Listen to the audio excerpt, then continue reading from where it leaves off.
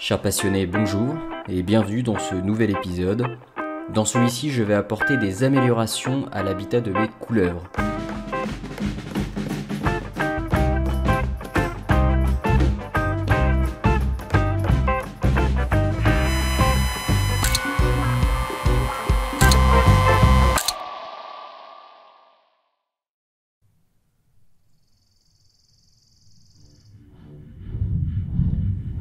Pour commencer, il est essentiel de procéder à un nettoyage minutieux afin d'éliminer toute la poussière ainsi que les éventuelles bactéries laissées par le précédent occupant.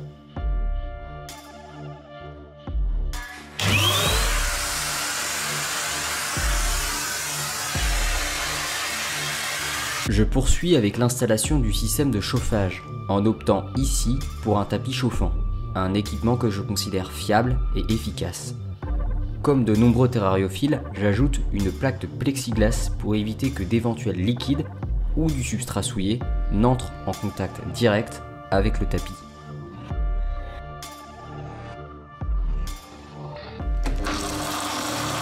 Pour la création de mon ruisseau, j'ai choisi de réaliser un circuit fermé en utilisant des tubes et raccords en PVC destinés à la plomberie. Je prends soin de découper la partie visible dans le sens de la longueur afin qu'elle serve de lit de ruisseau.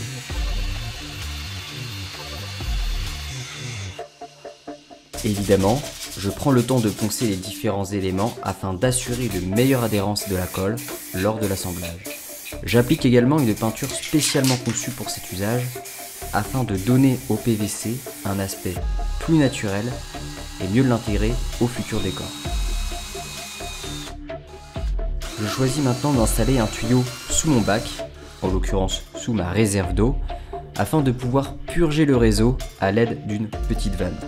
Cela me permettra de remplacer l'eau sans avoir à tout démonter.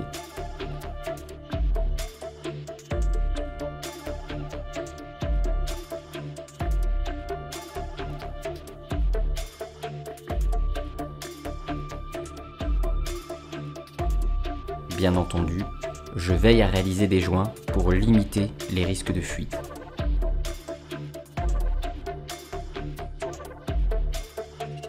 Il ne me reste plus qu'à installer la pompe dans le bon angle et la partie technique du ruisseau sera alors terminée.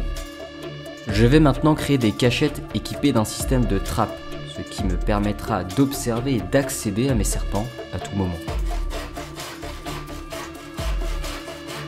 J'en prépare deux, une au point chaud et une au point froid. Je lasure les cachettes pour les protéger de l'humidité. Cela me permettra également, si je le souhaite, de recréer des pluies en vaporisant généreusement le terrarium. En attendant que la lasure sèche, je perce et taraude le sommet des deux extrémités du ruisseau pour y visser une vis. Cela permettra de fixer une grille confectionnée à partir de grillages à petite maille afin d'empêcher les couleuvres de pénétrer dans le réseau d'eau.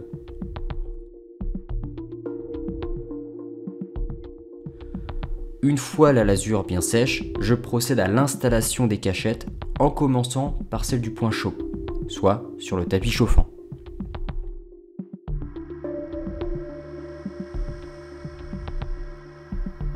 Puis je continue avec celle du point froid, autrement dit devant la réserve d'eau.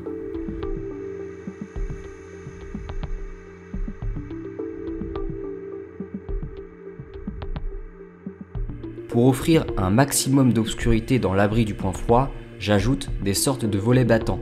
Cela me permettra d'observer les serpents sans qu'ils soient constamment exposés à une forte luminosité.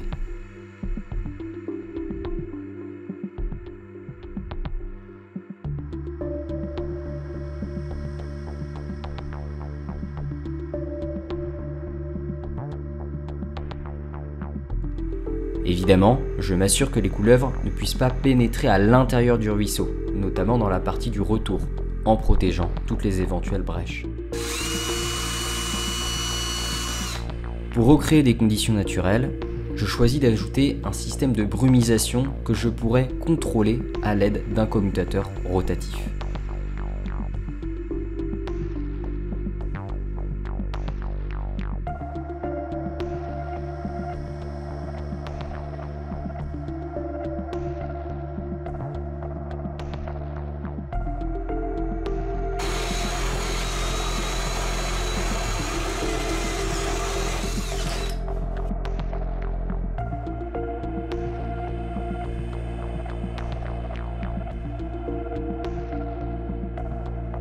Je m'attaque à présent à l'éclairage.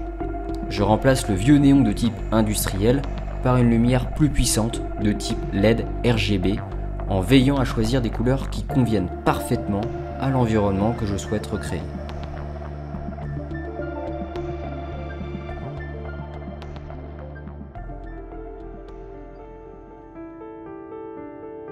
Nous pouvons à présent passer à la phase de l'aménagement.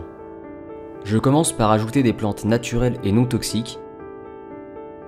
D'ailleurs, il est important de rester vigilant quant au choix des plantes, d'où l'intérêt de bien se renseigner sur les espèces animales que vous souhaitez héberger.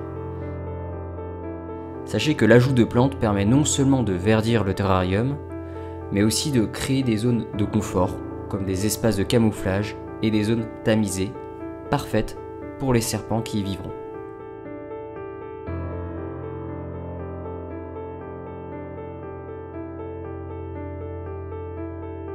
Je continue en ajoutant des billes d'argile pour drainer le sol et éviter un excès d'humidité dans le terrarium.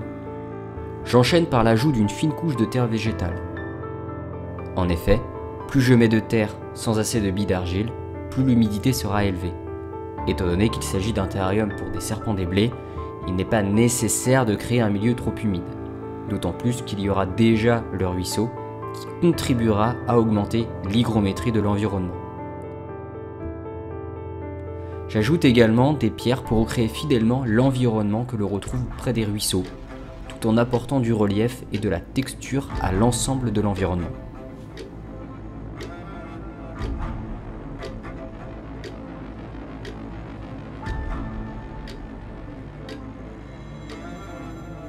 J'installe maintenant de l'éclat de coco sur la terre, un substrat couramment utilisé en terrariophilie.